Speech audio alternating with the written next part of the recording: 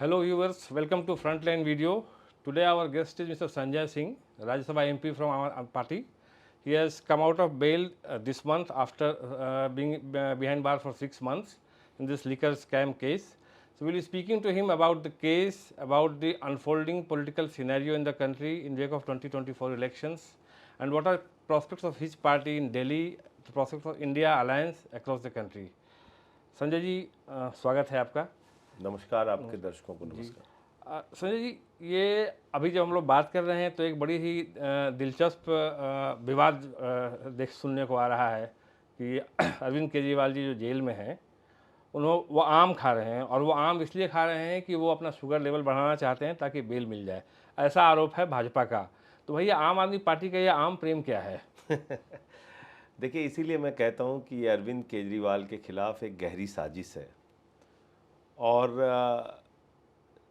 वो आज इंसुलिन जो किसी भी शुगर के मरीज के लिए, डायबिटिक कोई भी पेशेंट है उसके लिए सबसे आवश्यक दवा होती है, जिस इंसुलिन पे वो पिछले 20-22 साल से चल रहे हैं, और देश के जितने भी सीनियर जर्नलिस्ट होंगे उनको ये पता होगा कि अरविंद केजरीवाल इंसुलिन लेते हैं। उनको इंसुलिन नहीं दी जा रही है जेल के अंदर, उनके जीवन से खिलवाड़ किया जा रहा है। जब वो ईडी की कस्टडी में थे तो उनका शुगर लेवल 45 तक पहुंच गया था। आप जानते हैं शुगर के मरीज का कभी शुगर हाई होता है, कभी अचानक डाउन होता है। जब डाउन होता है तो उनको मीठा खाना पड़ता है।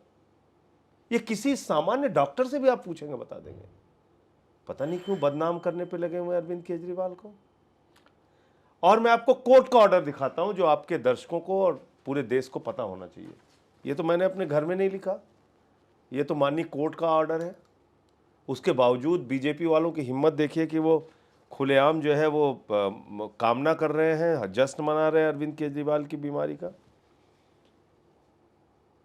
Jail authorities, it means dispensary, jail hospital, the jail superintendent concern is also hereby directed to provide the accused applicant with isabgol, glucose, toffees, banana as and when required in case of sudden fall of his sugar level। ये तो लिखा हुआ है साफ साफ court के order में। ये तो मैंने अपने घर पे तैयार नहीं किया। आपने और ईडी की हिम्मत देखिए कि उसी कोर्ट में खड़े होकर कह रहे हैं कि साहब ये केला खा रहे हैं, आम खा रहे हैं, टॉफी खा रहे हैं, इसलिए इनकी शुगर बढ़ रही है, जमानत लेने के लिए। आपने एक और बात कही कि तो मैं फिर यही दोहरा रहा हूं इस बात को कि ये एक गहरी साजिश है उनके जीवन के साथ खिलवाड़ करने की। कोई भी डायबिटिक पेशेंट होगा उससे आप पूछिएगा, शुगर लेवल जब डाउन होता है तो उसको तुरंत कोई ना कोई मीठी चीज खानी होती है। जी जी, इसमें लिखा हुआ है ग्लूकोज, टॉफीज, बनाना। आपने जब ये कहा कि उनके खिलाफ एक षड्यंत्र है, अब सुनिए, आप 48 बार उनका कुल खाना गया है। 48 बार में एक बार प्रसाद के तौर पे आलू पूड़ी गई है। तो इसीलिए मैं कह रहा हूं ना साजिश है कि 48 बार में एक मील को आप मुद्दा बना रहे हैं। 2 या 3 बार आम गया है। तो मेरे ख्याल से इनका इंटेंशन जांच करना है ही नहीं है।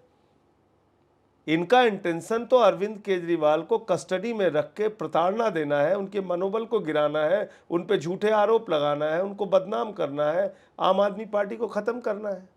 आप जब ये कहते हैं कि उनके खिलाफ एक षड्यंत्र हो रहा है तो आपको क्या डर है? जैसे आपका बयान हमने देखा, आपने कहा कि उनके खिलाफ एक बहुत बड़ी कॉन्स्पिरेसी हो रही है।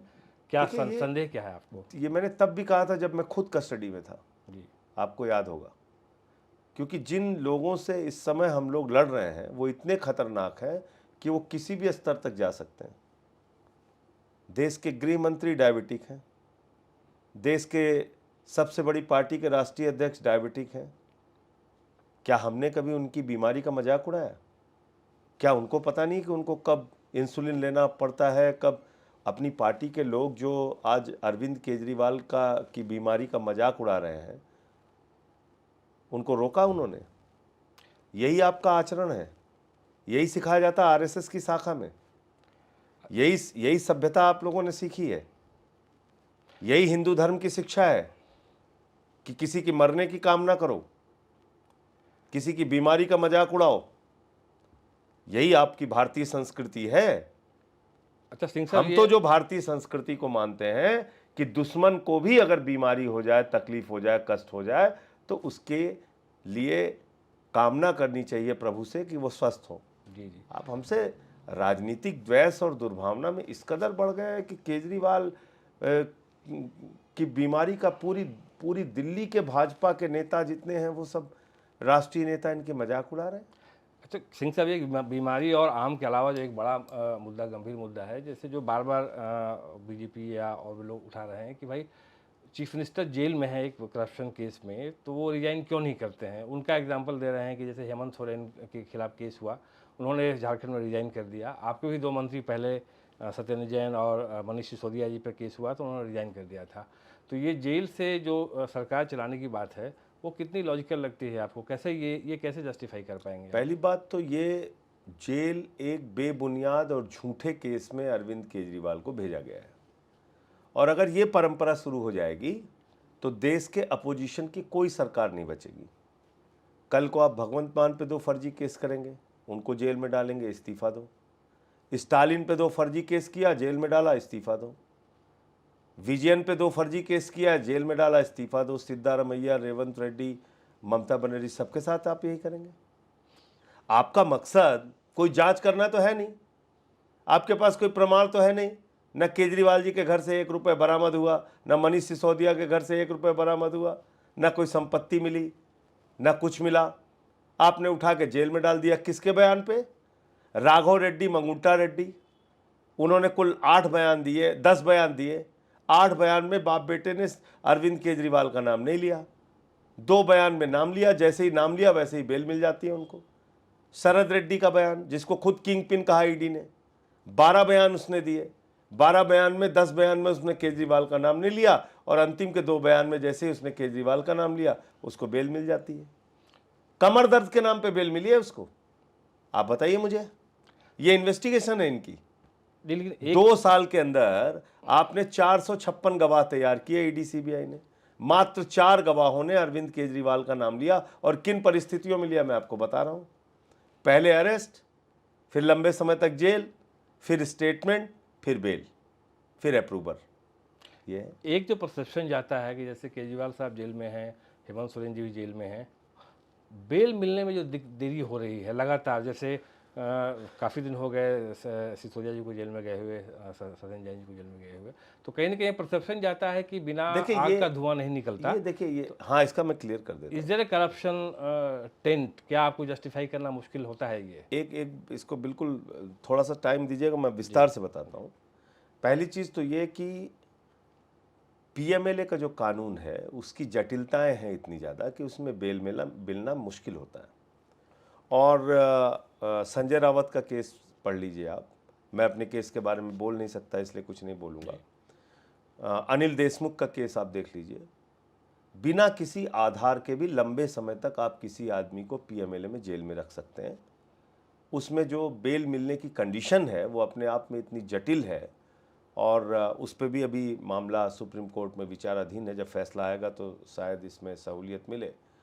लेकिन बेल न मिलने का मतलब ये नहीं कि वो दोषी हो गए। आपने क्या तथ्य और सबूत जुटाए ये तो बताइए आप देश को। आप जो अनरिलाइड अपॉन डॉक्यूमेंट रखे हुए हैं, ईडी का दफ्तर कोई म्यूजियम तो है नहीं। क्या आपने वहाँ पे अनरिलाइड अपॉन डॉक्यूमेंट इकट्ठा करके और वहाँ रख लिए? 20,000 पन्ने इन्होंने अनरिलाइड अपॉन डॉक्यूमेंट में रखे हैं। पता नहीं कितने डिजिटल डाटा अनरिलाइड अपॉन डॉक्यूमेंट में रखे हैं।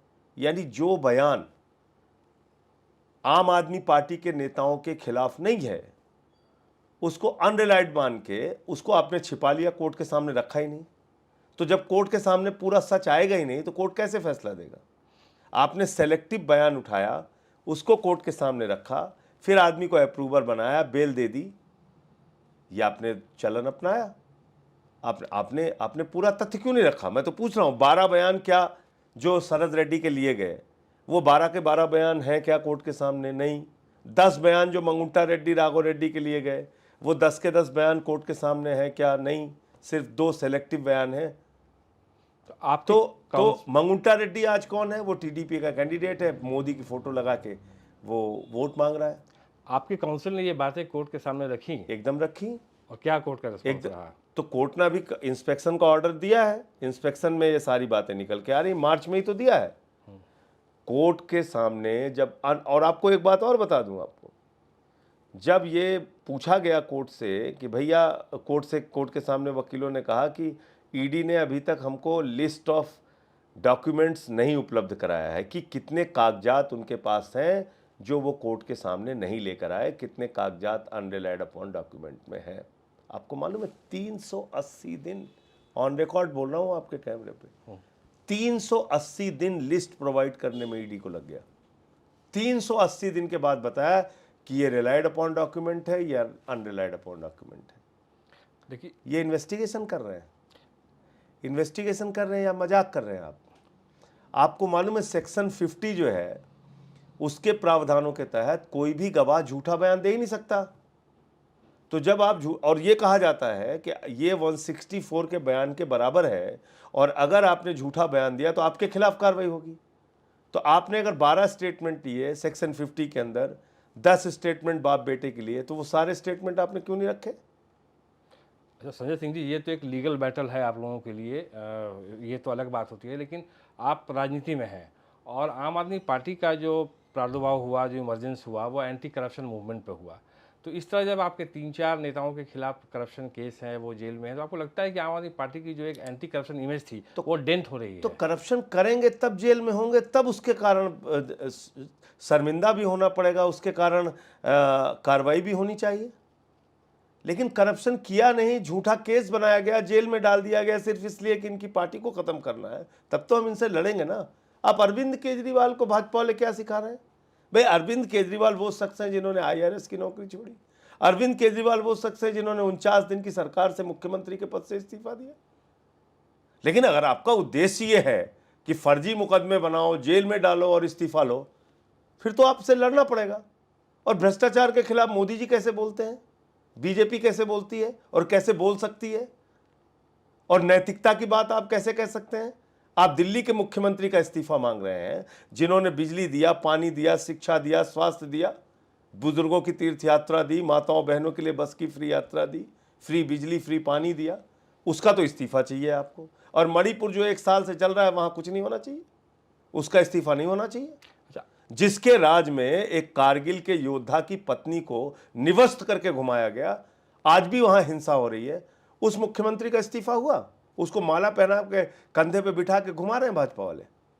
गृह राज्य मंत्री देश का अजय मिश्रा टेनी, उसके बेटे ने 4 किसानों को कुचल के मार दिया, उसका इस्तीफा हुआ?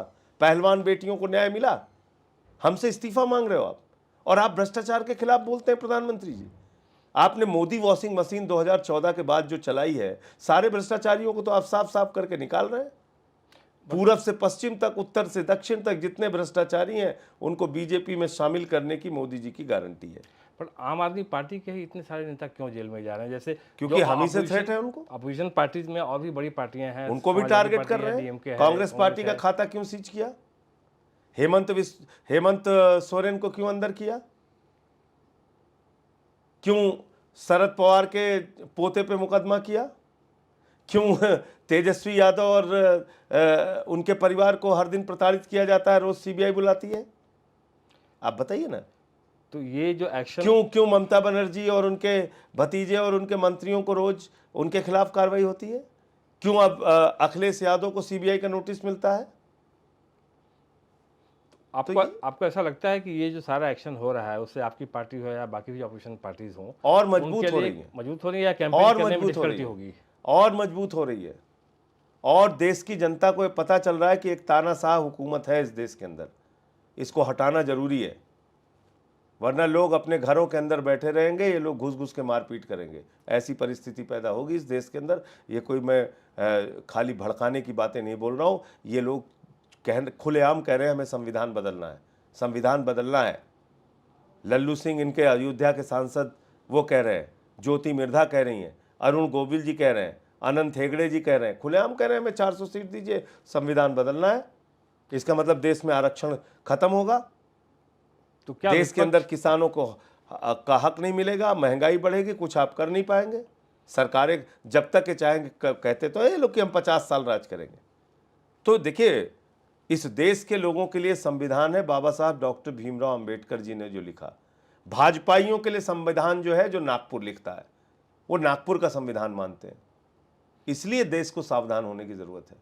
नहीं तो ये मुद्दे जो आप उठाते हैं, तो क्या आपको लगता है कि ये ग्राउंड पे रेजोनेट कर रहा है और 2024 के चुनाव में आपको 45 क्या साल होता की हुआ दिख सबसे रहा बड़ी है? बेरोजगारी हम लोग झेल रहे हैं। 200 लाख करोड़ रुपए हिंदुस्तान के ऊपर कर्जा है। 15 लाख करोड़ रुपए पूंजीपतियों का माफ कर दिया। 3,53,000 करोड़ रुपए बैंक सेटलमेंट के नाम पे माफ कर दिया पूंजीपतियों का। नीरव मोदी 20,000 करोड़ लेके भाग गया, विजय माल्या 10,000 करोड़ लेके भाग गया, नितिन संदेशरा 6,000 करोड़ लेके भाग गया, ललित मोदी 3,000 करोड़ लेके भाग गया। कोई कार्रवाई करते हैं ये लोग? नहीं तो ये सारे जो मुद्दे आप उठा रहे हैं, तो उसके बाद भी अपोजिशन पार्टीज में एक जो है साथ आने का वो जो मादा जो है, जो एक डेडिकेशन है, वो उस हिसाब से दिखता नहीं है। जैसे देखिए, आपकी पार्टी का कांग्रेस से अलायंस है दिल्ली में, पंजाब में आप और कांग्रेस के बीच में लड़ाई चल रही है, लेफ्ट इंडिया में अलायंस में है, केरला में आपस में वो फाइट कर रहे हैं, और ये स्टेट इलेक्शन नहीं है, लोकसभा इलेक्शन है। बंगाल में वो अलायंस हो नहीं पाया, ममता बनर्जी एक प्रोमिनेंट अपोजिशन लीडर हैं। तो क्या आपको लगता है ये जो कंट्राडिक्शंस हैं? देखिए, कंट्राडिक्शंस होंगे और डेमोक्रेसी में मतभेद होना ही चाहिए, नहीं तो फिर तो तानाशाही हो जाएगी। हमारे दल अलग अलग हैं, हमारे मत अलग अलग हो सकते हैं, हमारे बीच में मतभेद भी होंगे, लेकिन उसके बावजूद कैसे हम अधिकतम एक साथ रहकर इनका मुकाबला कर सकते हैं, उस बात की कोशिश हम कर रहे हैं, उस बात का प्रयास हम कर रहे हैं। और कई जगहों पे इंडिया अलायंस बहुत अच्छे से काम कर रहा है। दिल्ली में हम अच्छी लड़ाई लड़ रहे हैं, महाराष्ट्र में लड़ रहे हैं, बिहार में लड़ रहे हैं, उत्तर प्रदेश में लड़ रहे हैं। और आप देखिएगा इस बार इनका सफाया होगा। लोग महंगाई से, बेरोजगारी से परेशान हैं बुरी तरीके से। आज बहुत बड़ा मुद्दा है बेरोजगारी, बहुत बड़ा मुद्दा है महंगाई। ये इसको एड्रेस नहीं करते। आप देश की जनता को कब तक गुमराह करके रखना चाहते हैं? आप पर कैपिटा इनकम के मामले, आप कहते हैं हम 5वीं बड़ी अर्थव्यवस्था है, पर कैपिटा इनकम में तो आप 142वें स्थान पे हैं। तो कौन सी 5वीं बड़ी अर्थव्यवस्था है? तो आपने देश के लोगों का कितना भला किया? देश के 82 करोड़ लोगों को आप 5 किलो राशन पे जिंदा रखना चाहते हैं, और अपने दोस्तों को तो आप कोयला से लेके, स्टील से लेके, आकाश से लेके पाताल तक सब कुछ उसके नाम कर रहे हैं। ये क्या देश के लोगों को दिखाई नहीं पड़ रहा है? तो इसलिए मैं आपसे कह रहा हूं कि ये जो है, इस समय की जो परिस्थिति है, इसमें आपको अप्रत्याशित परिणाम देखने को मिलेगा। इनके नारे वारे का कोई असर नहीं है, और हमेशा झूठ बोलने में मास्टरी है इन लोगों को। बंगाल में बोले थे 200 पार, आई 77। दिल्ली में बोले थे 45 पार, आई 8। मिजोरम में बोले थे 21 पार, आई 1। हरियाणा में बोले थे 75 पार, आई 40। कर्नाटक में बोले थे 130 पार, आई 60-65। तो ये तो तो संजय जी, आप इंडिया अलायंस की मीटिंग में लगातार शिरकत करते रहे हैं, आपको क्या लगता है क्या और बेहतर किया जा सकता था, या अभी क्या और बेहतर देखिए, किया जा मुझे सकता लगता है है? कि सीट शेयरिंग का जो हम लोगों ने फॉर्मूला तय किया, उसको थोड़ा पहले कर लेना चाहिए था। 1 अक्टूबर तक ये चीज़ फाइनल हो जानी चाहिए थी। उसमें थोड़ा समय ज़रूर लग गया, लेकिन उसके बाद सब लोग इकट्ठा होकर अच्छे से प्रचार कर रहे हैं और लड़ाई लड़ रहे हैं। आपने एक सॉलिडेरिटी, एकता की बात की है, तो आम आदमी पार्टी का जब से सीजन हुआ, कई बड़े नेता आम आदमी पार्टी छोड़कर गए, लेकिन इस बार जब अरविंद केजरीवाल जेल गए, तो उनमें से कई नेताओं ने अरविंद केजरीवाल को सपोर्ट किया। मैंने बयान देखे, योगेंद्र यादव जी के देखे, और भी बयान देखे नेताओं के। आपको लगता है कि ये आवर ऑफ क्राइसिस है आम आदमी पार्टी के लिए, तो इसमें जो पुराने लोग छोड़ गए हैं उनको वापस आना चाहिए, या किसी तरह का इस तरह का यूनिफिकेशन मूव हो सकता है? देखिए, उन्होंने बयान दिया, निश्चित रूप से उनका धन्यवाद है, और उन्होंने जो सही बात थी उसको सामने रखा। और जब एक पूरे देश के सामने ही क्राइसिस है, जो एक संवैधानिक और लोकतांत्रिक संकट है, तो उसमें वो लोग बोले, इसके लिए बहुत आभार। आपको क्या ऐसा लगता है कि इस तरीके से जो केसेस हो रहे हैं आम आदमी पार्टी नेताओं के खिलाफ में, तो बहुत सारे नए यंग लीडर जो है पार्टी छोड़ के जा सकते हैं? काफ़ी बीच में स्पेकुलेशन था राघव चड्ढा जी को लेकर भी। नहीं, देखिए, ऐसा है कि ये आपके हाथ में होता है। जी। इतिहास में 2 तरीके से आप याद किए जाते हैं, कायर के रूप में और बहादुर के रूप में, और ये दोनों आपके हाथ में होता है। आप कैसे चाहते हैं कि आपको याद किया जाए, कायर के रूप में या बहादुर के रूप में? तो समय के हिसाब से ये चीज़ें तय होंगी। आज संकट है पार्टी के ऊपर, सारे लोगों को साथ में खड़े रहना चाहिए। और जो खड़ा हो रहा है उसको भी लोग देख रहे हैं, जो नहीं खड़ा हो रहा है उसको भी लोग देख रहे हैं, जो पार्टी छोड़ रहा है उसको भी देख रहे हैं। बाकी पार्टी ऐसे संकट के समय में मुझे लगता नहीं कि कोई छोड़ेगा। एक राजकुमार आनंद को छोड़ के अभी तक ऐसा कोई दूसरा मामला नहीं आया। और पंजाब में एक जो हमारे सांसद थे और विधायक थे वो गए, लेकिन दिल्ली के अंदर मैं आपको ये कह सकता हूँ, जो पार्टी छोड़ के जाएगा उसका कोई राजनीतिक भविष्य नहीं है। कितने लोग पार्टी छोड़ के गए, आप देखिए क्या हुआ उनके साथ। क्या जनता ने उनको दोबारा वोट दिया? क्या वो दोबारा जीत के आ पाए? नहीं आ पाए। क्योंकि दिल्ली के लोग इस बात को महसूस करते हैं कि अरविंद केजरीवाल ने उनकी ज़िंदगी में बदलाव लाया है, उनकी सरकार ने काम किया है, और इसलिए हम लोग उनके साथ खड़े रहेंगे, और वो हमारा साथ दे रहे हैं। अच्छा संजय जी, जो एक्साइज पॉलिसी आपने दिल्ली में स्क्रैप कर दी, वो एक्साइज पॉलिसी पंजाब में चल रही है, बिल्कुल चल रही है। तो ये कॉन्ट्रडिक्शन को कैसे देखते हैं आप? कॉन्ट्रडिक्शन नहीं है, वहाँ पे एक्साइज का रेवेन्यू बढ़ा है।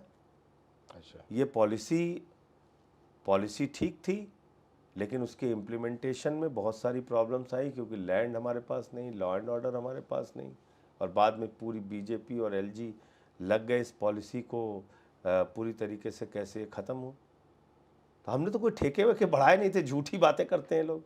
जितने नंबर ऑफ शराब के ठेके पहले थे उतने ही दूसरे में नई पॉलिसी में थे। लेकिन ऐसा प्रचारित किया कि गली गली में शराब बिक रही है, ये हो रहा है, वो हो रहा है, तो झूठ का तो कोई आधार नहीं होता ना, वो तो कोई भी बोल सकता है। अभी एलजी साहब ने कुछ दिन पहले जो है मोहल्ला क्लिनिक के बारे में कहा, उसकी जो फंक्शनिंग है उसमें दिक्कतें हैं, और ऐसी कई चीज़ें, वाटर स्कार्सिटी के बारे में भी उन्होंने कहा। तो क्या क्या गवर्नेंस अफेक्टेड हो रहा है सचमुच? भाई आज की तारीख में अगर गवर्नेंस अफेक्टेड नहीं होने दे रहे हैं हम लोग, लेकिन अगर कहीं कोई अधिकारी लापरवाही कर रहा है तो एलजी साहब कार्रवाई क्यों नहीं करते? सर्विसेज तो उनके पास है ना, कार्रवाई करनी चाहिए।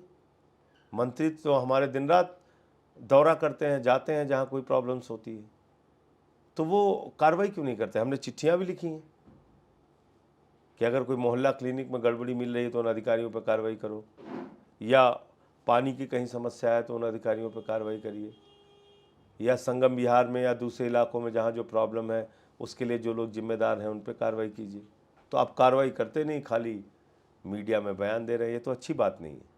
अच्छा, बीजेपी की जो रैलीज हो रही है, जो आपकी प्रिंसिपल अपोजिशन पार्टी आप जिसको आप अपोज कर रहे हैं, तो वो अपनी रैलियों में कई बार राम मंदिर की चर्चा कर रहे हैं। कितना रेजोनेट करेगा ग्राउंड पे ये मुद्दा? क्या लगता है कि राम मंदिर के नाम पे बीजेपी को वोट मिलेगा? देखिए, राम मंदिर माननीय सर्वोच्च न्यायालय के आदेश पे बना। प्रभु श्री राम के प्रति देश के करोड़ों लोगों के मन में आस्था है। प्रभु श्री राम के प्रति जिसके मन में आस्था है वो अपनी आस्था प्रकट करने के लिए जा भी रहे हैं। लेकिन आप कोई राम मंदिर के गेट कीपर थोड़ी हैं। कार्ड आप बाद में पहुंचाते हैं, खबरें आप पहले चलवाते हैं। तो ये जो इस बात को लोगों ने पसंद नहीं किया। भाई, आपने देश के महामहिम राष्ट्रपति श्रीमती द्रौपदी मुर्मू जी को क्यों नहीं बुलाया प्रभु श्री राम के मंदिर के उद्घाटन में? इसका जवाब देगी बीजेपी और आरएसएस के लोग। भागवत जी वहां पे जा सकते हैं, श्रीमती द्रौपदी मुर्मू जी नहीं जा सकती, महामहिम राष्ट्रपति भारत की? आप बताइए मुझे। उद्घाटन के मौके पे आपने महामहिम राष्ट्रपति जी को नहीं बुलाया। जब शिलान्यास था तो उस समय तत्कालीन जो राष्ट्रपति थे श्री रामनाथ कोविंद जी, उनको आपने नहीं बुलाया। तो जो भाजपा के अंदर भेदभाव की मानसिकता है, ये सबसे बड़ा कारण है। अच्छा संजय जी, और ये किसी का भला करने वाले लोग नहीं है, ये नफरत की फैक्ट्री है। इनके मन में ऊंच नीच, भेदभाव, दलित, पिछड़ा, ये सब भरा पड़ा हुआ है। अच्छा संजय जी, दलितों से, पिछड़ों से भेदभाव करते हैं ये लोग। मैं पूरी जिम्मेदारी से ये बात आपको कह रहा हूं। और कैसे आप हिंदुओं का भला कर रहे हो भाई? क्या भला कर रहे हो हिंदुओं का आप? अगर इस देश में बेरोजगारी बढ़ेगी तो सबसे ज्यादा आबादी हिंदुओं की है, बेरोजगारी से सबसे ज्यादा प्रभावित हिंदू हो रहा है। महंगाई बढ़ेगी तो सबसे ज्यादा आबादी हिंदुओं की है, महंगाई से सबसे ज्यादा मार हिंदू झेल रहा है।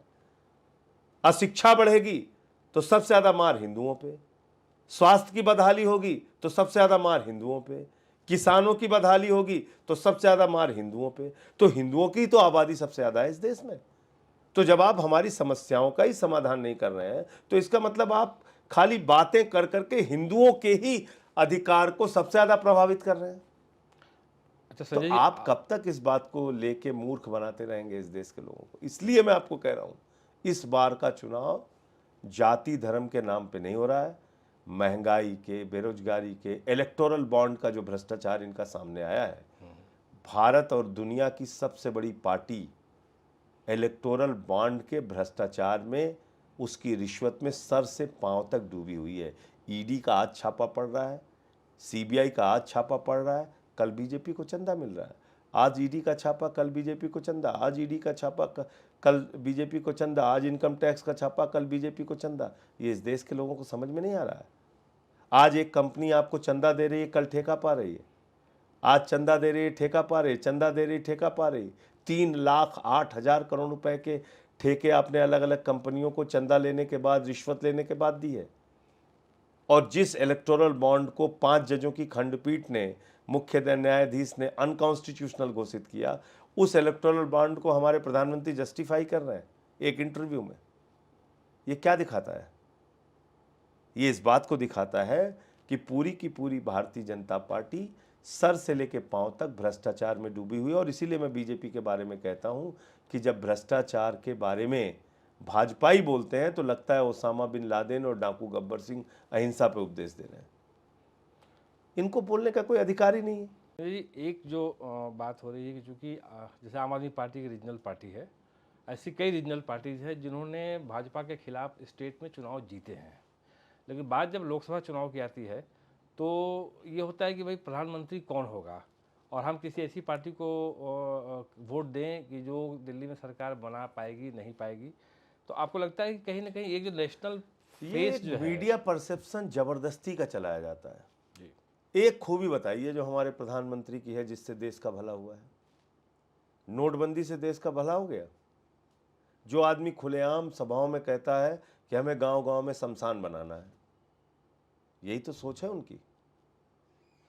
क्या कहते हैं, गांव गांव में कब्रिस्तान है तो शमशान होना चाहिए कि नहीं होना चाहिए?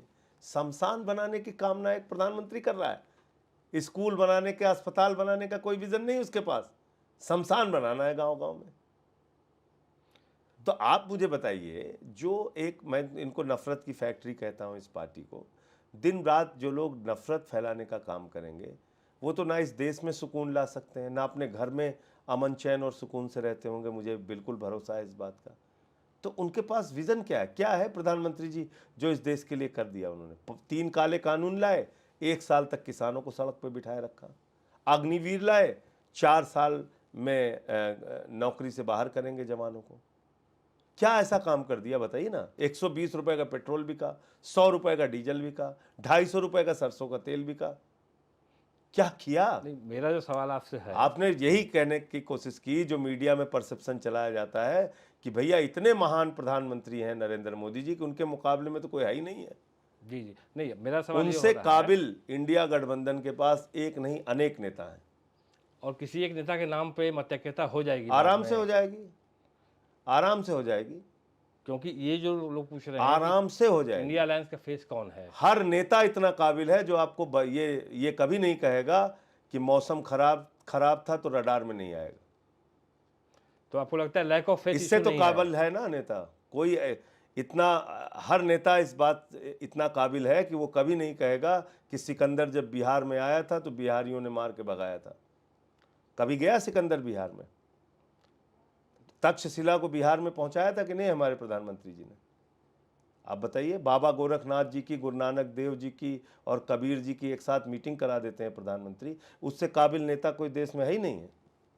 तो आपको लगता ये है कि कैसा मीडिया परसेप्शन बनाया जाता है प्रधानमंत्री के बारे में? आपको लगता है चुनाव के बाद जो है, जो इंडिया अलायंस की पार्टियां हैं वो किसी एक चेहरे पे सहमत हो जाएंगी? सहमत हो जाएंगी, बिल्कुल सहमत हो और जाएंगी। चेहरा कितना इंपॉर्टेंट है आपके लिए लोकसभा चुनाव में, आपको कितना महसूस होता है? आज मुद्दे इंपॉर्टेंट हैं ज्यादा। चेहरे पर वोट दे दे के लोगों ने देख लिया ना। भाई प्रधानमंत्री जी ने, मैंने तो आपसे पूछा ना कि कौन सा ऐसा काबिल प्रधानमंत्री होगा जो अपने इंटरव्यू में कहेगा कि मैंने कहा मौसम खराब था, रडार में नहीं आएगा। तो वो काबिल कहां से हो गए? जो ये बताया जाता है कि भैया इनसे काबिल को ना इतिहास का पता है, ना भूगोल का पता है, नोटबंदी लाके आप पूरे देश को लाइन में खड़ा कर देते हो, कहते हो थाली बजाओ कोरोना दूर होगा, थाली पीटो कोरोना दूर होगा, और पूरे देश का कहता है अरे भाई मोदी से ज्यादा काबिल इस धरती पे आज तक कोई पैदा ही नहीं हुआ। ये क्या है? मतलब मैं बड़ा हैरान होता हूं। अगर थाली बजाने से कोरोना दूर होता है, भाई कुछ तो मेडिकल साइंस, कुछ तो बुद्धि का इस्तेमाल करिए। एक आखिरी ताली सवाल, थाली बजा के आप कोरोना दूर कर रहे हैं। एक आखिरी आपने सवाल, देश को मूर्ख बना रखा है। एक आखिरी सवाल आपसे, जो बीजेपी का एक मॉडल है जो वो सेल हार्ड सेल करने की कोशिश करते हैं, मोदी मॉडल है, मोदी मोदी मैजिक वटेवर। आम आदमी पार्टी का ऑल्टरनेटिव मॉडल क्या है, या for that matter India alliance का ऑल्टरनेटिव मॉडल? क्यों जनता जो है आम आदमी पार्टी या विपक्षी दलों को वोट दे? आप क्या देखिए महसूस करते हैं? देखिए हम ये मानते हैं कि एक ऐसी सरकार होनी चाहिए जो ऐसा अर्थव्यवस्था का मॉडल लाए जिसमें सबकी भागीदारी हो, एक ऐसा अर्थव्यवस्था का मॉडल लाए जिसमें सबकी जेब में बचत हो और सब बाजार की व्यवस्था में कंट्रीब्यूट कर सकें। आज दिल्ली का मॉडल जिसकी आलोचना करते हैं ये लोग फ्रीवीज के नाम पे, भाई जब आप लोगों को सशक्त और मजबूत नहीं बनाएंगे तो वो कैसे बाजार की अर्थव्यवस्था में शामिल होंगे? आपकी इकॉनमी कैसे आगे बढ़ेगी? कैसे पर कैपिटा इनकम इंसान की बढ़ेगी? दिल्ली का अर्थव्यवस्था का मॉडल क्या है? बिजली फ्री, पानी फ्री, शिक्षा फ्री, स्वास्थ्य फ्री। ये जो बचत होती है हर घर में, बस की यात्रा फ्री, इसको क्या करते हैं वो लोग? बाजार की अर्थव्यवस्था में खर्च करते हैं, तो इकॉनमी चल रही है।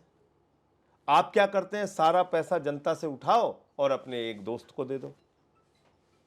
ये प्रधानमंत्री जी का अर्थव्यवस्था का मॉडल है।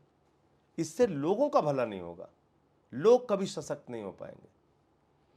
जब आपको लोगों को, आज पर कैपिटा इनकम के मामले में दिल्ली सबसे आगे है।